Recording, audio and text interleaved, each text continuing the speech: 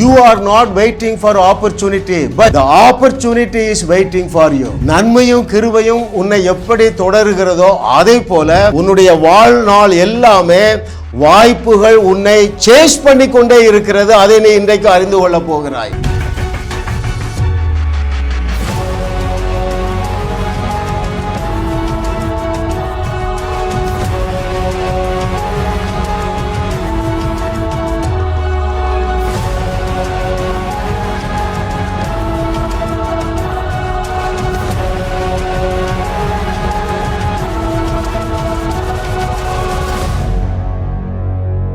அந்த அவருடைய அனந்த ஞானம் என்கிற தலைப்பில் 336வது செய்தி, வாய்ப்பே வாழ்க்கை, ஆப்பர்ச்சுனிட்டி இஸ் லைஃப்.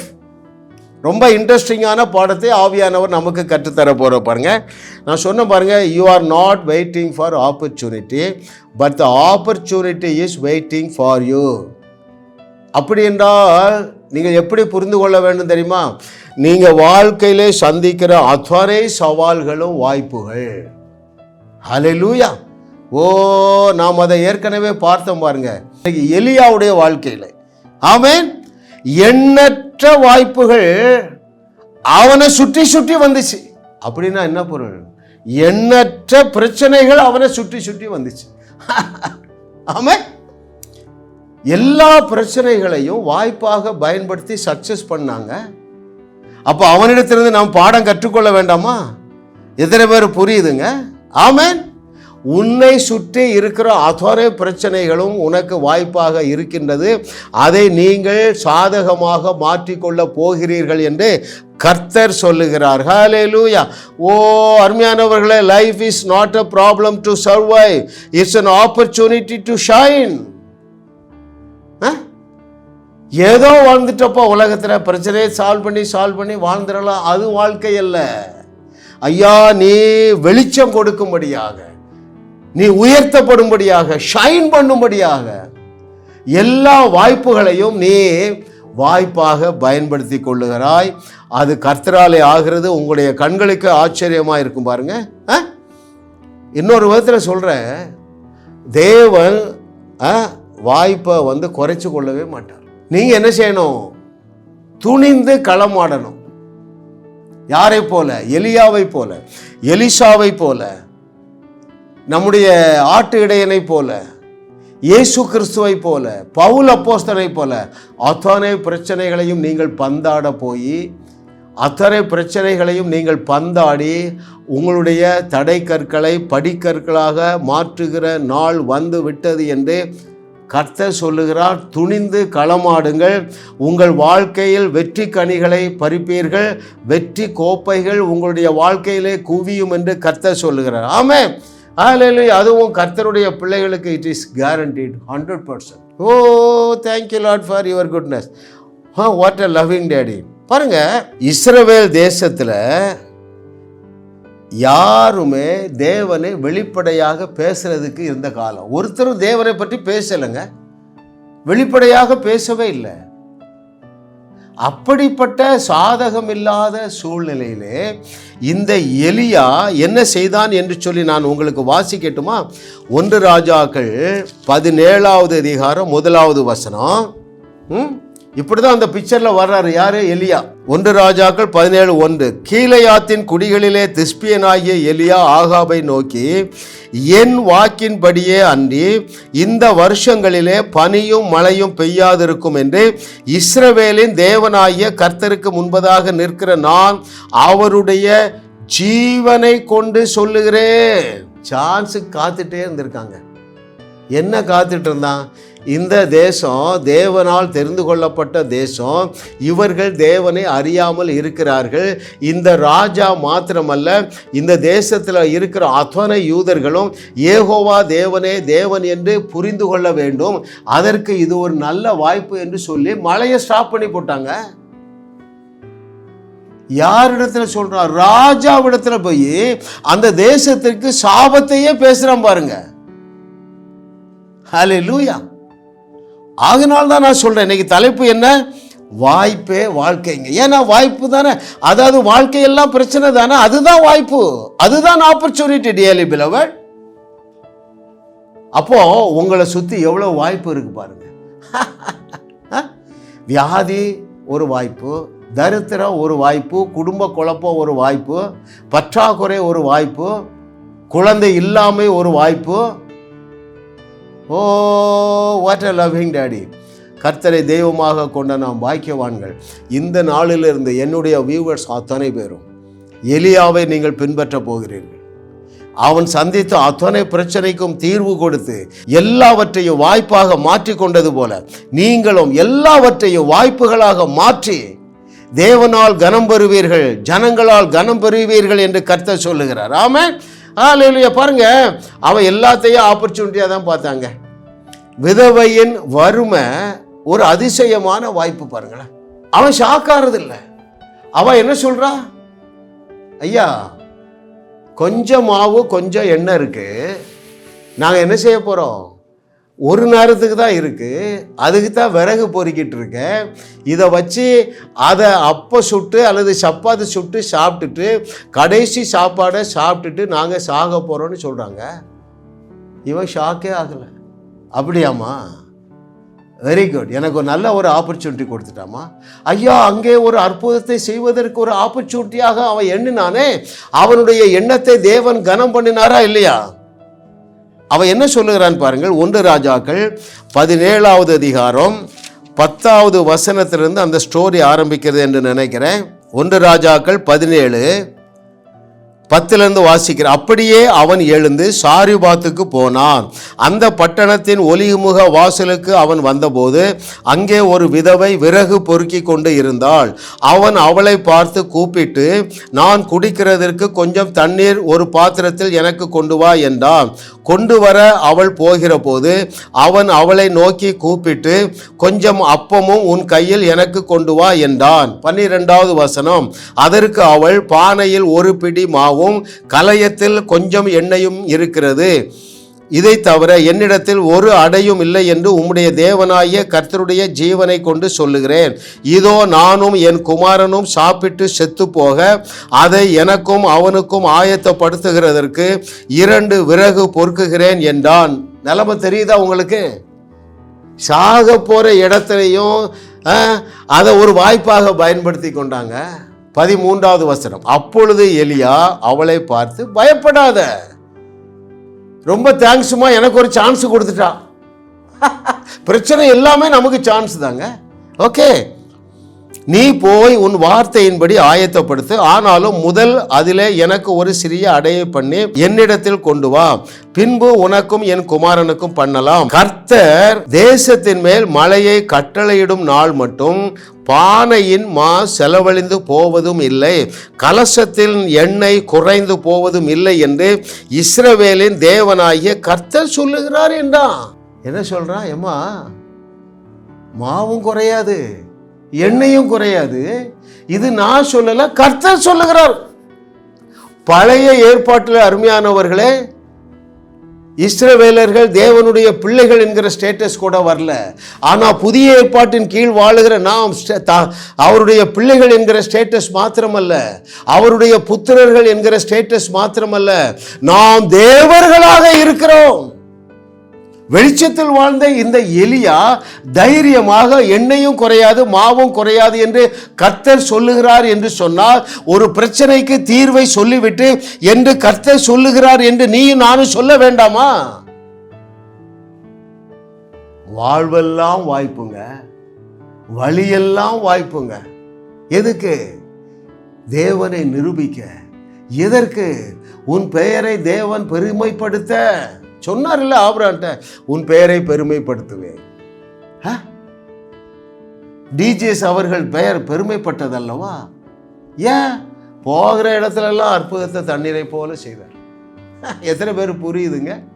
ஹல்லேலூயா, ஹல்லேலூயா. கர்த்தரை தெய்வமாக கொண்ட நாம் பாக்கியவான்கள். இன்றிலிருந்து இதை கேட்கிற அநேகர் நீங்கள் சந்திக்கிற அத்தனை சவால்களையும் வாய்ப்புகளாக மாற்ற போகிறீர்கள் என்று கர்த்தர் சொல்லுகிறார்.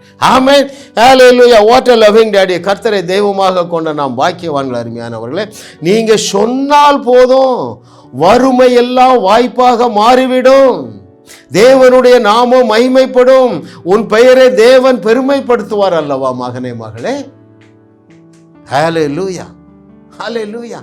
ஓ thank you lord for your goodness. அடுத்தது பாருங்க, மரணம் வந்துட்டு அதையும் வாய்ப்பாக்கி கொண்டாங்க. கல்லில் நார் உரிப்பாங்கன்னு ஒரு பழமொழி உண்டு பாருங்களேன். அதே போல நீங்கள் சந்திக்கிற அத்தனை பிரச்சனைக்கும் தீர்வளி வாய்ப்பாக மாற்றிக்கொள்ளுங்கள் அருமையானவர்களே. அதை குறித்து நான் வாசிக்கட்டுமா? விதவையின் மகன் மரிச்சு போனான்.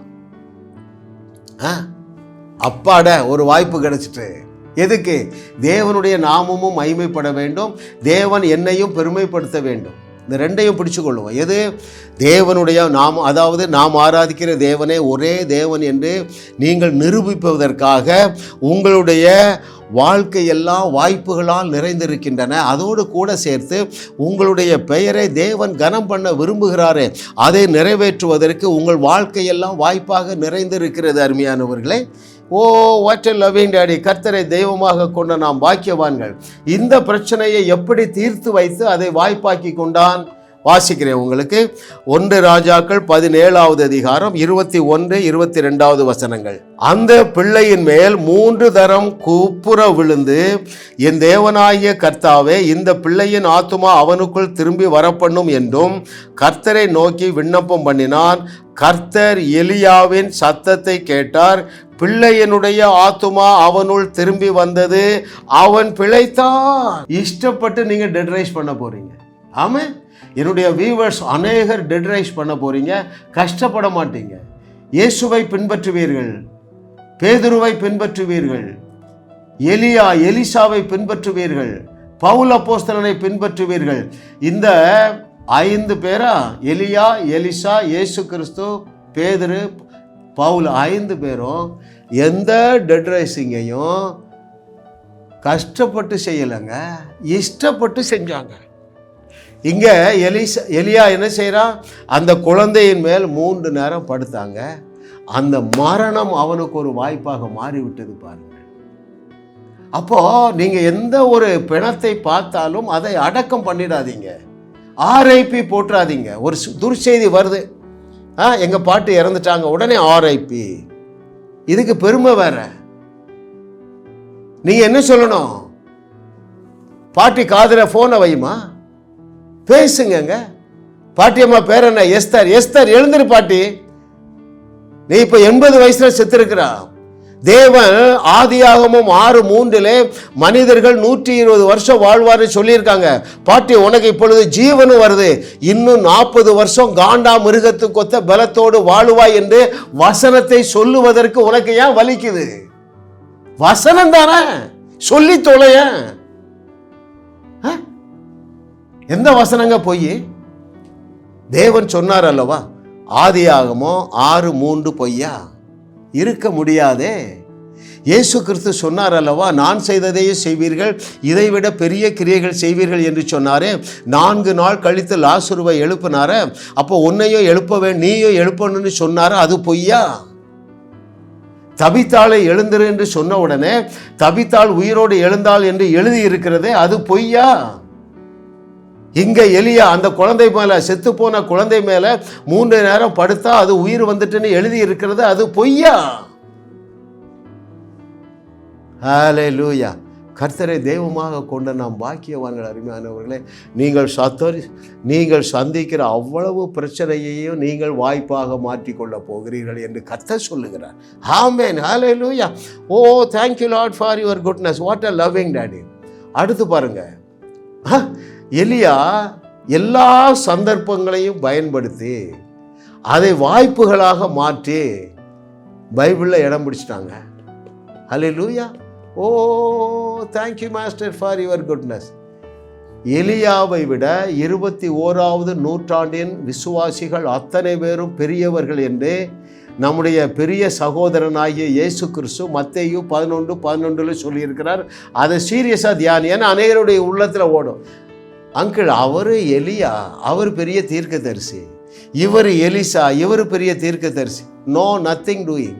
இவர்கள் 2 பேரையும் விட இதை கேட்டுக்கொண்டிருக்கிற ஒவ்வொருவரும் பெரியவர்கள் என்று இயேசு சொல்லியிருக்கிறாருங்க. அதை வாசிக்கட்டுமா உங்களுக்கு? மத்தேயு 11:11. ஏன்னா அதான் உங்கள் இருதயத்தில் ஓடுது. அதை கிளியர் பண்ணும்படியாக ஆவியானவர் என்னை ஞாபகப்படுத்துகிறார். இந்த வார்த்தையை சொன்னது மனிதன் அல்ல, இயேசுவே சொல்லுகிறார். ஸ்திரீகளிடத்திலே பிறந்தவர்களில் யோவான் ஸ்நானகனை பார்க்கிலும் பெரியவன் ஒருவனும் எழும்பினதில்லை, ஆகிலும் பரலோக ராஜ்யத்தில் சிறியவனாய் இருக்கிறவன் அவனிலும் பெரியவனாய் இருக்கிறான் என்று உங்களுக்கு மெய்யாகவே உங்களுக்கு சொல்லுகிறேன். சத்தியமா சொல்றேன். என்ன சொல்றாருன்னா,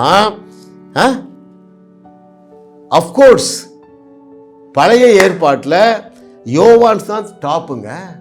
ஆனால் ஒரு சந்ததி வருது, அவர்கள் மறுபடியும் பிறப்பார்கள். மறுபடி பிறப்புங்கும் பொழுது தேவனுடைய ராஜ்யத்துக்குள்ளே பிறப்பார்கள்.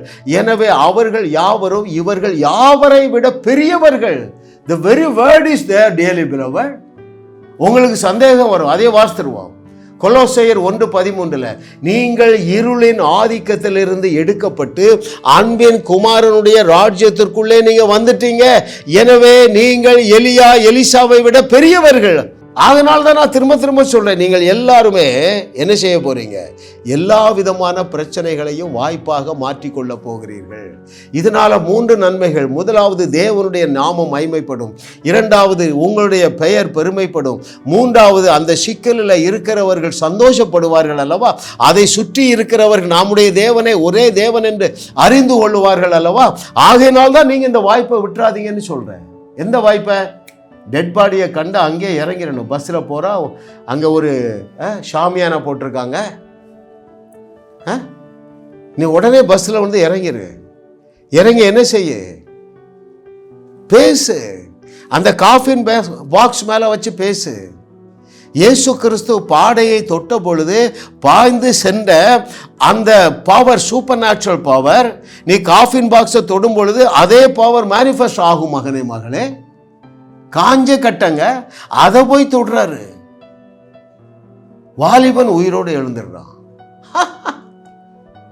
அதே பவர் உன்னுடைய கையில் இல்லை என்றால் வியாதியஸ்தர்கள் மேல் கைகளை வைப்பீர்கள், அப்பொழுது அவர்கள் சொஸ்தமாவார்கள் என்று உன்னை பார்த்து சொல்லுவாரா? சிம்பிளா சொல்றாரு. என்னெல்லாம் சொன்னாரு? வியாதியஸ்தர்கள் மேல் கைகளை வைப்பீர்கள், அப்பொழுது அவர்கள் சொஸ்தமாவார்கள். டெட் பாடியை பார்த்து பேசுவீங்க, உயிரோடு வருவார்கள். பேசத்தானே சொன்னாருங்க. லாசருவை பார்த்து, கல்லறையை பார்த்து பேசத்தானே சொன்னாரு, பேசத்தானே செஞ்சாரு. தபித்தாளை பார்த்து பேசத்தானே செய்தாங்க. தபித்தாளை எழுந்துரு என்று எழும்பவில்லையா? எவ்வளவு பெரிய ஆப்பர்ச்சுனிட்டிங்க. ஆமா, நான் ஒரு முறை தினத்தந்தி ஆஃபீஸ் போனேன். எதுக்கு? நான் விளம்பரம் கொடுக்க. யாராவது மரித்து போனால் அவரை உயிரோடு எழுப்ப என்னுடைய நம்பரை தொலைபேசியில் நீங்கள் அலையுங்கள் என்று நம்பரை கொடுத்து எல்லாம் எழுதிட்டு போனால், சார் இந்த மாதிரி விளம்பரம்லாம் எடுக்க முடியாதுன்றாங்க. அந்த அளவுக்கு உங்களுக்கு தைரியம் வந்துடும். என்னுடைய செய்தியை மாத்திரம் கேளுங்க.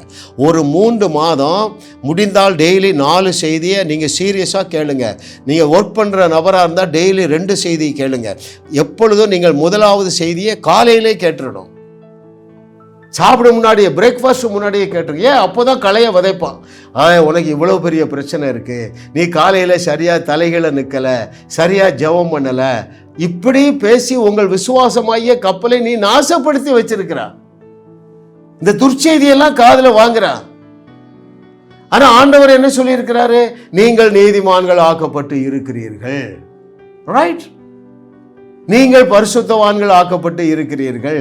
நீ பரிபூர்ணமாக்கப்பட்டு இருக்கிறாய். நீ இயேசு செய்தவை விட பெரிய கிரியைகளை செய்வாய்.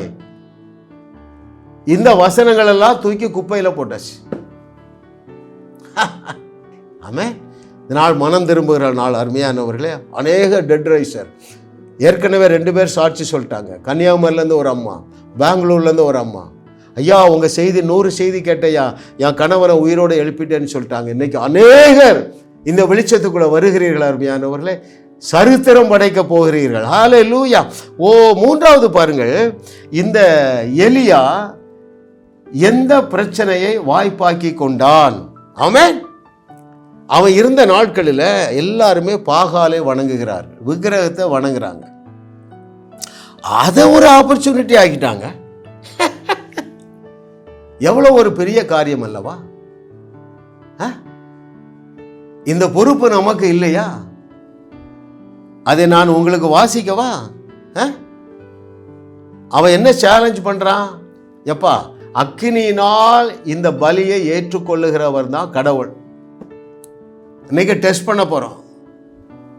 நீங்க ஒரு தேவர்களை கும்பிடுறீங்க, 450 தீர்க்கதரிசிகள் இல்லையா, பாகாலின் தீர்க்கதரிசிகள். என்ன செய்வோம்? 2 காளையை எடுத்து, ஒரு காளையை நீங்க பலிபீடத்தில் வச்சுட்டு உங்க சாமியை கூப்பிடுங்க. அந்த சாமி அக்கினியினால் பதில் கொடுத்தால் நான் எங்க கட்சி மாறிடுறேன், எங்க கடவுளை விட்டுட்டு உங்க கடவுள்கிட்ட வந்துருங்க. எவ்வளவு பெரிய சவால் விடுறாங்க. ஒருத்தர் 2 பேர்கிட்ட இல்ல, 450 பேர்கிட்ட சவால் விடுறாங்க. எத்தனை பேர் கவனிக்கிறீங்க? ஐயா, இவ்வளவு பெரிய சவாலையே தேவன் கனம் பண்ணினாரே, உன்னை நடுத்தருவில் விட்டுருவாரா? நீ ஒரு டெட் ரைசிங் போற, உன்னை அவமானப்படுத்த இடம் கொடுப்பாரா? எத்தனை பேர் கவனிக்கிறீங்க அருமையானவர்களே? சேலஞ்ச் பண்றாங்க. நான் என்ன செய்யறேன்? நான் ஒரு காளையை வெட்டி வைக்கிறேன், பலிபீடத்தின் மேல வைக்கிறேன். நீ உன் சாமியை கூப்பிடு. அக்கினி வந்து இறங்கி அந்த பலியை ஏற்றுக்கொண்டால் நீ ஆராதிக்கிற கடவுள் தான் கடவுள். இல்லை, நான் கூப்பிடுறேன், என் சாமியை கூப்பிடுறேன். அக்கினியால் இந்த பலிபீடத்தை அவர் நிறைத்தார் என்றால் என் தேவன் தான் தேவன். எத்தனை பேர் ரெடினோன்னு 450 பேரும் கை தூக்கிட்டான். வாய்ப்பு வந்துட்டு பாருங்க அவனுக்கு. எவ்வளவு பெரிய விசுவாசங்க. நீங்க ஒரு டெட் ரைசிங் போறீங்க, உயிரோட எழும்பல, பெரிய ரிஸ்கே கிடையாதுங்க. No risk at all. நான் பல டெட் ரைசிங் போயிருக்கேங்க, ரிஸ்கே கிடையாது. அங்க நமக்கு ஒரு கூட்டம் வச்சிருக்காரு ஆண்டவருங்க. ஆனா இவன் எவ்வளவு பெரிய ரிஸ்க் எடுக்காம பாருங்க. ஹல்லேலூயா. ஓ, இவன் வேற என்ன வேற கிண்டல் பண்றான் பாருங்களேன். இவன் சொன்ன மாதிரியே சேலஞ்சை ஏற்றுக்கொண்டார்கள். காளையை 2 வெட்டி பலிபீடத்தில் வச்சாச்சு. இவங்க எல்லாரும் இப்போ அவங்க கடவுளை கூப்பிடுறாங்க.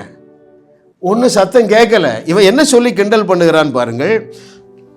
1 ராஜாக்கள் 18வது அதிகாரம் 27வது வசனம். 1 King chapter 18 verse 27. மத்தியான வேளையில் எலியா அவர்களை பரியாசம் பண்ணி கிண்டல் பண்ணி, உரத்த சத்தமாய் கூப்பிடுங்கள், அவன் தேவனாமே, அவன் தியானத்தில் இருப்பான், அல்லது அலுவலாய் இருப்பான், அல்லது பிரயாணமாய் போயிருப்பான், அல்லது தூங்கினாலும் தூங்குவான், அவனை எழுப்ப வேண்டியதா இருக்கும். எத்தனை கிண்டல் வார்த்தை பேசுறான் பாருங்க. அப்ப எவ்வளவு ஃபெய்த் அவனுக்கு. எலியாவுக்கு எதனால அந்த ஃபெய்த் இருந்தது தெரியுமா? அவன் விசுவாசமாயே கப்பலை சேதப்படுத்த சர்ச்சுன்னு ஒண்ணு இல்லை. சிந்தித்தீங்கன்னா நீங்க என்னோடு புரிந்து கொள்ளுவீர்கள். இன்னொரு உதாரணம் எடுப்போம். அந்த போர்க்களத்துல 40 நாட்கள் இந்த படையே பயந்து போய் இருக்கு. ஆட்டு இடையனுக்கு எப்படி அப்படி தைரியம் வந்து இன்றைக்கு இவன் தலையை எடுத்துடலான்னு ஏன் தைரியம் வந்து தெரியுமா? சபைன்னு ஒன்றே இல்லை. சர்ச்சுன்னு இருந்து ஞாயிற்றுக்கிழமை போயிருந்தானு வைங்க, விஷத்தை தானே கூட்டுவாங்க. ஆண்டவர் உன் மேல பிரியமா இல்லை, ஏன்னா உன் ஜெபம் போதாது, நீ இதெல்லாம் செய்துட்டா, இதெல்லாம் செய்யற. இப்படி துர்ச்செய்தியை பரப்புவதற்கு சர்ச்சு என்ற ஒரு இன்ஸ்டிடியூஷன் இல்லாததுனால தாவீதாலே அற்புதத்தை விசுவாசிக்க முடிந்தது.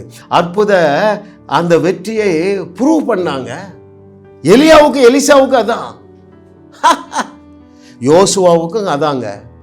அவன் சர்ச்சுக்கு போயிருந்தானே வைக்கலாம், என்ன பேசியிருப்பீங்க நீங்க? ஆண்டவர் உன் மேல கோபமா இருக்காரு, ஏன்னா நீ காலையில 1 மணி நேரம் தலைகளை நிற்கல. Okay, coming to the point. இவன் பாருங்க இப்படி பண்ணிட்டு என்ன போடுகிறான் பாருங்க. அவனுடைய விசுவாசத்தை பாருங்கள். பிற்பாடு 1 ராஜாக்கள் 18:34 பிற்பாடு எலியா, நீங்கள் 4 குடம் தண்ணீர் கொண்டு வந்து சர்வாங்க தகன பலியின் மேலும் விறகுகளின் மேலும் ஊற்றுங்கள் என்றான். பின்பு 2ஆம் தரமும் அப்படியே ஊற்றுங்கள் என்றான். 2ஆம் தரமும் ஊற்றினார்கள். அதற்கு பின்பு 3ஆம் தரமும் அப்படியே ஊற்றுங்கள் என்றான். 3ஆம் தரமும் ஊற்றினார்கள். எவ்வளவு தைரியமா நிற்க பாருங்க. எப்பா தண்ணிக்குள்ள எடுத்து இந்த பலியை வச்சாலும் அங்க போய் அக்கினி இறங்கும் என்று அவனுக்கு எப்படிங்க விசுவாசம் வந்தது? இயேசு கிறிஸ்துங்கிற நாமமே இல்லையே, அவனுக்கு எவ்வளவு விசுவாசம் வந்ததுங்க. ஹalleluya.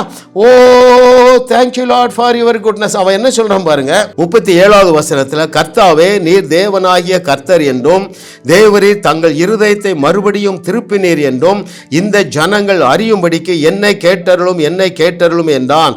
அப்பொழுது கர்த்தரிடத்திலிருந்து அக்கினி இறங்கி அந்த சர்வாங்க தகன பலிகையும் விறகுகளையும் கற்களையும் மண்ணையும் பட்சித்து வாய்க்காலில் இருந்த தண்ணீரையும் நக்கி போட்டது. எப்பொழுதுங்க இந்த 8 பில்லியன் சந்திக்க போறாங்க? நமக்கு கிடைக்கிற அத்தனை வாய்ப்புகளையும் நாம் பயன்படுத்த வேண்டாமா? 800 கோடி ஜனங்கள். இப்படிப்பட்ட அற்புதங்களை செய்த தேவன் மாறிவிட்டாரா? அவர் நேற்றும் இன்றும் என்றும் மாறாத தேவன் அல்லவா? எலியாவுடைய சொற்படி செய்த தேவன், அவர் எலியா மீது அதிக பாசம் வைத்திருக்கிறாரா? அவர் பட்சபாதம் இல்லாத தேவன் அல்லவா? எலியா மூலமாக பயங்கரமான அற்புதங்களை செய்த தேவன் உன் மூலமாக பயங்கரமான அற்புதங்களை செய்ய போகிறேன் என்று கர்த்தர் சொல்லுகிறார். உங்கள் நம்பிக்கை தொலைக்காட்சியில் ஜாஸ் மினிஸ்ட்ரீஸ் இன்டர்நேஷனல் வழங்கும் வாழ்வோம் வையகத்தையும் வாழ வைப்போம். இயேசு கிறிஸ்துவுடைய விசுவாசம் தான் நம்மை ரட்சித்தது.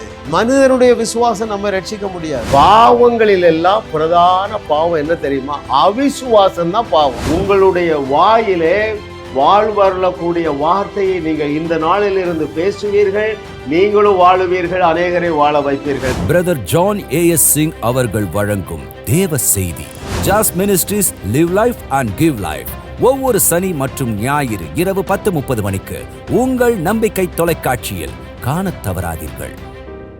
ஜாஸ் மினிஸ்ட்ரீஸ் செய்திகள் மூலமாக நீங்கள் ஆசீர்வதிக்கப்பட்டிருக்கிறீர்கள்.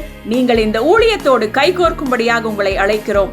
நீங்கள் காணிக்கை விதைக்கக்கூடிய நல்ல நிலமாக ஜாஸ் மினிஸ்ட்ரீஸ் இருக்கிறது. விசுவாசத்தோடு உற்சாகமாக பெருக விதையுங்கள். தேவன் உங்களை 1000 மடங்கு பெருக செய்வார். வாரந்தோறும் சென்னை முகப்பேரில் நடைபெறும் கிங்ஸ் அண்ட் குயின்ஸ் அசம்பிளி ஞாயிறு ஆராதனைக்கு அன்புடன் அழைக்கிறோம். சத்தியத்தை சரியாக அறிந்து வெற்றி வாழ்க்கை வாழுவீர்கள். சென்னையில் உள்ள உங்கள் நண்பர்கள் உறவினர்களையும் 3 மாதங்கள் தொடர்ந்து வரும்படியாக உற்சாகப்படுத்துங்கள். முற்றிலும் ஜெயமான வாழ்க்கை வாழுவார்கள். உங்களையும் வாழ வைத்து உங்கள் மூலம் உலகத்தையும் வாழ வைக்கவே தேவன் எங்களை கிருபையாக அழைத்துள்ளார். விடுதலை பெறவும் சுகத்தை அனுபவிக்கவும் தொலைபேசியில் எங்களோடு தொடர்பு கொள்ளுங்கள். ஜாஸ் மினிஸ்ட்ரீஸ் யூடியூப் சேனலில் தொடர்ந்து செய்திகளை கேளுங்கள். சப்ஸ்கிரைப் செய்யுங்கள். வீடியோக்களை லைக் செய்து பலரோடு பகிர்ந்து கொள்ளுங்கள். அவர்களும் ஆசீர்வதிக்கப்படட்டும்.